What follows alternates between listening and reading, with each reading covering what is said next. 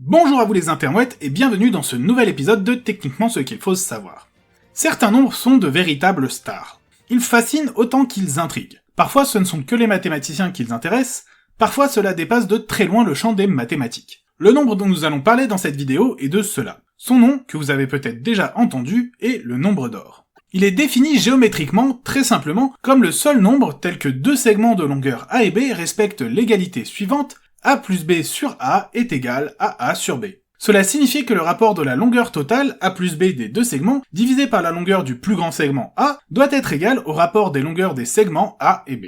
Mais cette valeur, quelle est-elle? Pour cela, il faut recourir à un peu de géométrie comme dans l'ancien temps. À l'aide d'une construction géométrique de triangles semblables, qui permet de recourir au théorème de Thalès, et d'un triangle rectangle qui permet de recourir au théorème de Pythagore, il est rapide de prouver que ce nombre d'or, qui est désigné par la lettre grecque phi, est égal à 1 plus racine carrée de 5 sur 2, soit environ 1,618. Alors, pourquoi ce nombre, qui semble n'avoir rien de très spécial, fascine autant? Eh bien, simplement parce que sous ses apparences banales, ce nombre renferme des propriétés très intéressantes. Premièrement, construisez un rectangle d'or, c'est-à-dire un rectangle de longueur A et de largeur B dont le rapport est égal à phi. Si vous ôtez à ce rectangle un carré de côté B, la figure restante est un rectangle qui est également un rectangle d'or. Deuxièmement, il possède des propriétés mathématiques très intéressantes qui seront étudiées à la Renaissance et qui seront en grande partie responsables d'un regain d'admiration pour lui. En essayant de trouver arithmétiquement la valeur de phi, on arrive irrémédiablement à l'égalité suivante: phi carré est égal à phi plus 1. Cela signifie que si vous souhaitez calculer le carré de phi, vous n'avez pas besoin de vous lancer dans un long calcul.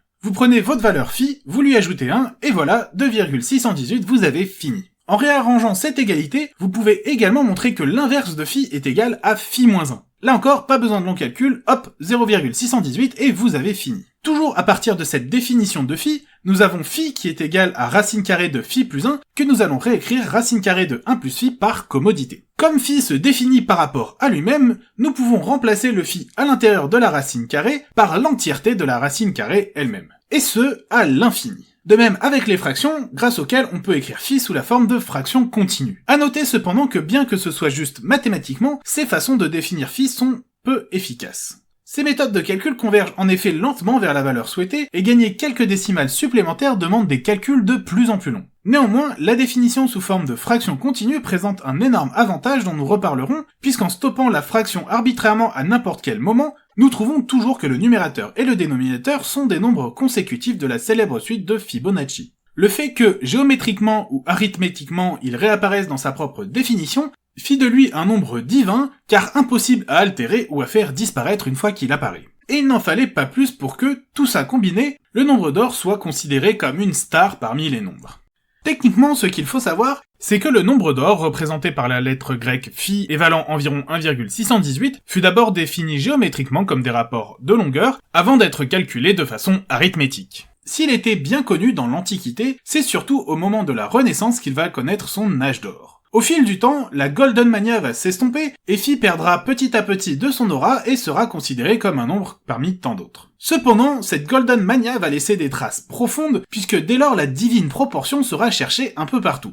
Et quand on cherche, qu'on essaye de triturer les choses dans tous les sens et qu'on ajoute un peu de mauvaise foi, on finit forcément par trouver ce que l'on cherche là où il n'existe pas. C'est ainsi que le nombre d'or sera recherché en anatomie, mais également dans des créations humaines anciennes comme le Parthénon ou la Grande Pyramide de Gizeh, qui sont déclarées comme étant construits sur les propriétés du nombre d'or ou dans certaines œuvres d'art. Or, ces apparitions de phi s'avèrent fausses. Tout d'abord, les anatomistes n'ont pas hésité à déformer les proportions réelles des os et des organes pour faire apparaître le nombre d'or dans leurs croquis. Mieux encore, les Grecs, profondément pythagoriciens, ne juraient que par les nombres rationnels et n'auraient pas eu de raison valable de recourir à un nombre d'or irrationnel. De même pour la Grande Pyramide de Gizeh, qui présente un ratio bien plus proche de pi que de phi, sans compter que les pyramides égyptiennes sont variées sur leur forme et leurs proportions. Enfin, une analyse sur le fameux tableau de Sandro Botticelli représentant la naissance de Vénus montre qu'il a été raccourci de plus de 30 cm sur le dessus afin de lui faire parfaitement respecter le ratio du nombre d'or. Vous trouverez également des informations sur les prétendues apparitions de phi via les spirales d'or qui décriraient la coquille des nautiles ou bien encore les bras des galaxies. Là encore, c'est totalement faux. Il s'agit bien de spirales de la même famille que la spirale d'or, à savoir des spirales logarithmiques. Cependant, il suffit de tracer à la même échelle les deux spirales pour tout de suite voir qu'elles ne sont pas identiques, sauf en acceptant une marge d'erreur gigantesque. Néanmoins, si les fausses apparitions du nombre d'or sont légion, d'autres sont bien au contraire tangibles. Nous pouvons parler en premier lieu d'objets spécifiquement créés avec ce ratio à l'esprit, comme le drapeau du Togo, les cartes bleues ou les cartes postales qui ne varient que de quelques pourcents du nombre d'or. Mais il existe également les créations de l'architecte Le Corbusier ou dans le domaine médical de l'IRM qui peut dans certains réglages effectuer son travail en effectuant des rotations basées sur l'angle d'or. Mais l'apparition naturelle s'approchant le mieux du nombre d'or peut être remarquée dans les pommes de pin ou les fleurs de tournesol.